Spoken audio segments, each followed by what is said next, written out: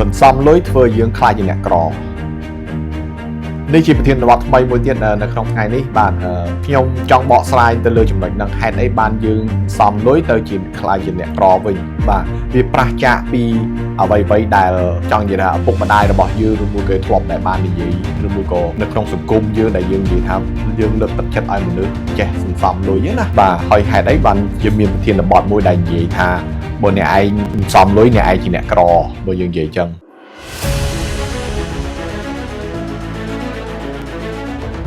បាទខ្ញុំជាថ្មីម្ដងទៀតបាទខ្ញុំឈ្មោះ Garda ខ្ញុំសូម welcome ប្រិមិត្តជាថ្មីម្ដងទៀតនៅក្នុង News Within News នេះនៅប្រធានបទនេះវាអាចថារសើបបើសិនជាយើងនិយាយមិនស្រួលបួលបើយើងនិយាយមែនតែនទៅអញ្ចឹងក្នុងគោលបំណងមួយគឺខ្ញុំដើម្បីយើងបកស្រាយអាចថាជាព័ត៌មានអាចថាជា entertainment ចាស់បើយើងនិយាយទៅឲ្យវាខុសប្លែកពីបរិបទធម្មតាហើយមែនតែនទៅវាជាចំណុចមួយដើម្បីយើងលើកឡើងមកក្នុងនៃកន្ត្រាក់អារម្មណ៍ទេបាទតាំងពីក្មេងមករហូតដល់ខ្ញុំអាយុ46 47ឆ្នាំឪពុកម្ដាយខ្ញុំតែងតែឲ្យតម្លៃគឺតែងតែលើកទឹកចិត្តឲ្យកូនខ្លួនឯងខំប្រឹងរៀនខ្លួនឯង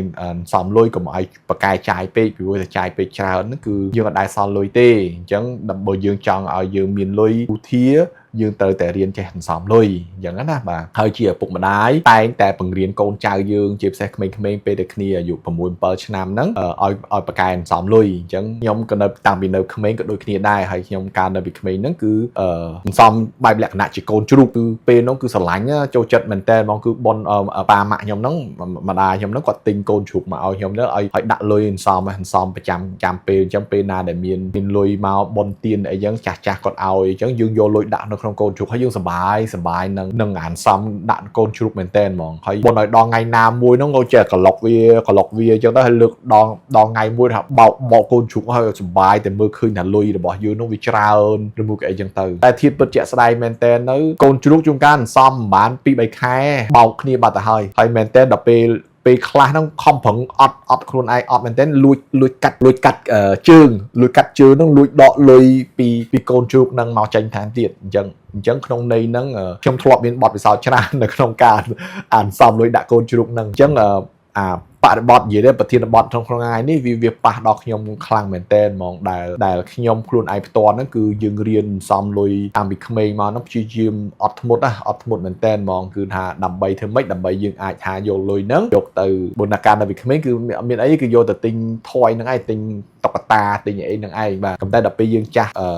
ទុំបន្តិចទៅគឺយើងនិយាយថាសំលុយទិញតោឬមួយក៏បរិបទឥឡូវសំលុយទិញទូរស័ព្ទអីលាក់អីចឹងទៅបាទវាបើសិនជាយើងនិយាយថាមិនសមរម្យថាចុះមិនខ្ញុំខំប្រឹងសំលុយមិនក៏ថាខ្ញុំក្រវិញអញ្ចឹងបរិបទនេះគឺវាធ្ងន់ធ្ងរបាទហើយបើយើងនិយាយ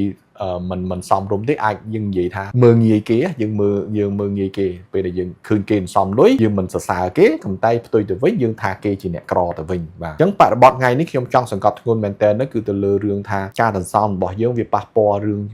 មួយចំនួននៅក្នុងសង្គមប៉ះពាល់បាច់ទី1ហ្នឹងគឺរឿងអតិផរណាដែលភាសាអង់គ្លេសហៅថា inflation អញ្ចឹងមិនថាប្រទេសណាយើងភាគច្រើនប្រទេសនៅក្នុងសង្គមពិភពលោកយើងនេះគឺយើងតែងតែមានអតិផរណាអញ្ចឹងពីមួយថ្ងៃទៅមួយថ្ងៃលុយរបស់យើងហ្នឹងវាថោកទៅអញ្ចឹងយើងលើកឧទាហរណ៍ជាក់ស្ដែងថាយើងញ៉ាំកាទៀវមួយចានចុះកាទៀវតាំងពីមួយចានអាចថា 2000 រៀលឥឡូវកាទៀវយើងមួយចានប្រហែល10000 រៀលបាត់ហើយអញ្ចឹងបើយើងនិយាយជាដុល្លារវិញអាចថា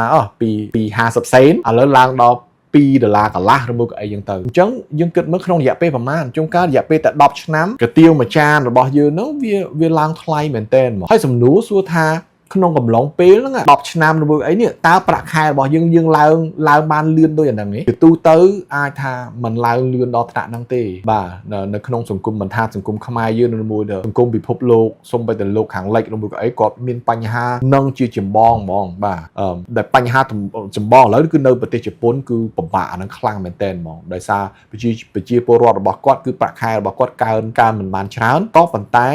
ការចំណាយរបស់គាត់វាខ្ពស់ទៅធ្វើឲ្យគាត់ពិបាកនឹងទទួលយកបានណាហើយដែលគាត់ថាគាត់រស់នៅគាត់ជាជនជាតិជប៉ុនប្រទេសជប៉ុនជាប្រទេសអ្នកមានមួយដែរនិយាយថាអ្នកមានក្នុងពិភពលោកគាត់ជាលំដាប់ទី2ឬមួយក៏អីបាត់ទៅហើយបាទអញ្ចឹងវាប៉ះពាល់ខ្លាំងដែលអតិផរណាហ្នឹង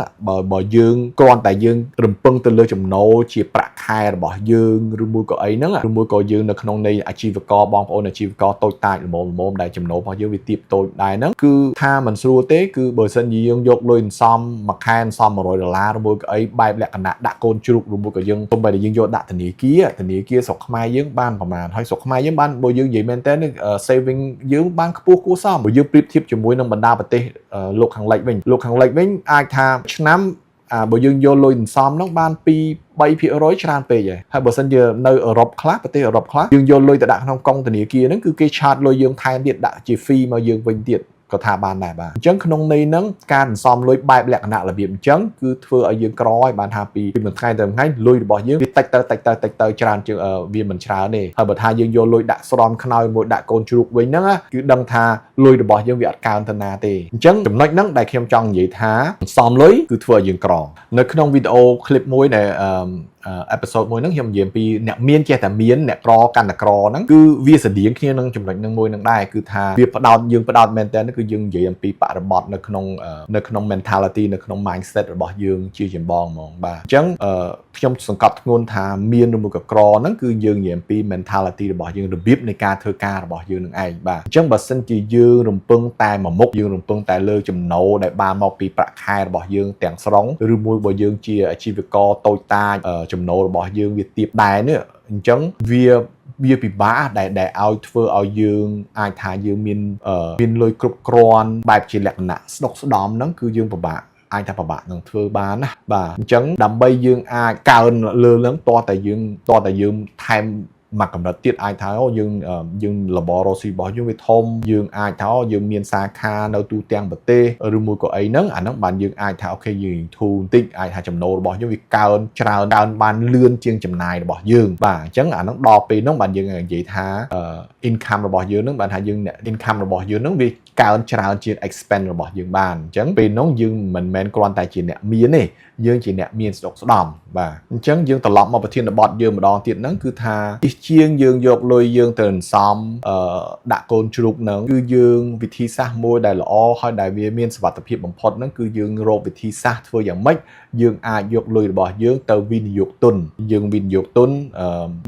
នៅក្នុងផ្សារហ៊ុនមួយក្នុងអីហ្នឹងដែលគាត់អាចបាន return ហ្នឹងយើងនិយាយថាប្រាក់ចំណេញមកវិញហ្នឹងបានថាក្នុងមួយឆ្នាំអាចបានដល់ទៅ 10% ឬមួយក៏អីអញ្ចឹងបើទោះបីជាអតិផរណា 2-3% ក្នុងមួយឆ្នាំក៏យើងគិតថាយើងចំណេញដែរអញ្ចឹងបើយើងនិយាយ10ដក3ចេញណាអញ្ចឹងយើងអាចសល់ 7% ដែរអញ្ចឹង 7% បើយើងបន្តខិតខំសន្សំជារៀងរាល់ខែឬមួយក៏អីបានតាមរបៀបអញ្ចឹងលុយរបស់យើងអាចនឹង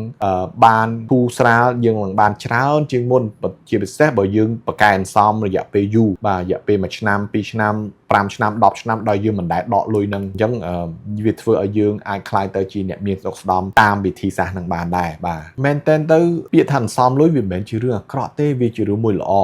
ក៏ប៉ុន្តែ habit ហ្នឹងទម្លាប់ហ្នឹងវាគ្រាន់តែជាចំណុចចាប់ផ្ដើមទេពេលដែលយើងនៅក្មេងយើងមានទម្លាប់មួយល្អក្នុងការសន្សំយើងគិតហៅថាខុសប្លែកពីអ្នកមនុស្សដទៃឯ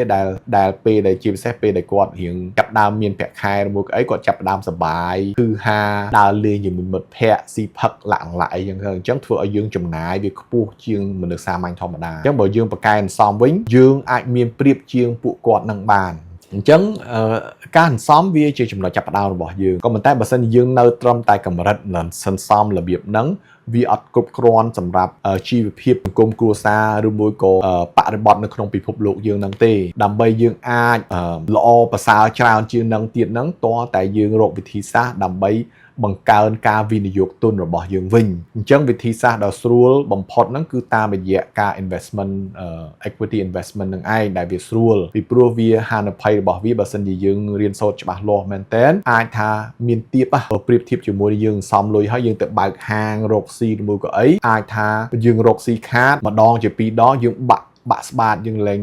ហ៊ានរកស៊ីអញ្ចឹងខ្ញុំក្នុងន័យនេះខ្ញុំមិនមែនចង់និយាយថាអូខេកុំឲ្យយើងទៅរកស៊ីពីព្រោះវាហានិភ័យខ្ពស់យើងកុំរកស៊ីខ្ញុំមិនមែនចង់និយាយអញ្ចឹងទេគឺគ្រាន់តែចង់និយាយថាវាមានវិធីសាស្ត្រមួយចំនួនដែលយើងពេលនៅក្នុងពេលបច្ចុប្បន្នដែលយើងធ្វើការរកស៊ីឬមួយក៏ចំណូលរបស់យើងទៀតហ្នឹងយើងអាចរកវិធីសាស្ត្រសន្សំលុយហើយឲ្យយកការអានសំលុយរបស់យើងដាក់ជាការវិនិយោគទុនដែលវាមានហានិភ័យទាបហើយវាជួយបង្កើនចំណូលរបស់យើងអញ្ចឹងអាហ្នឹងអ្វីដែលខ្ញុំចង់សង្កត់ធ្ងន់ដែលទៅលើប្រធានបទហ្នឹងបាទអញ្ចឹងបើយើងធ្វើបែបលក្ខណៈអញ្ចឹងយើងអាចថាខ្មែរយើងគេថាតក់ពេញបំពង់ណាអញ្ចឹងម្ដងបន្តិចពីមួយថ្ងៃទៅមួយថ្ងៃពីមួយខែទៅមួយខែពីមួយឆ្នាំទៅមួយឆ្នាំយើងជីវភាពរបស់យើងវាកាន់តែធូរស្រាលទៅដោយសារតែយើងចេះរៀបចំជីវិតរបស់យើងដោយសារតែយើងមានរបៀបនៃការបង្កើនចំណូលរបស់យើងបាទអញ្ចឹងខ្ញុំនៅក្នុងបរិបទនេះនៅក្នុងប្រធានបទនេះខ្ញុំសូមអរគុណប្រិយមិត្តទាំងអស់គ្នាដែលបានចូលរួមស្ដាប់ចូលរួមទស្សនានៅក្នុងប្រធានបទនេះហើយខ្ញុំសង្ឃឹមថានឹងអាចជួបជាថ្មីម្ដងទៀតជាមួយនឹងប្រិយមិត្តទាំងអស់គ្នានៅលើប្រធានបទផ្សេងទៀតបានបាទអរគុណច្រើន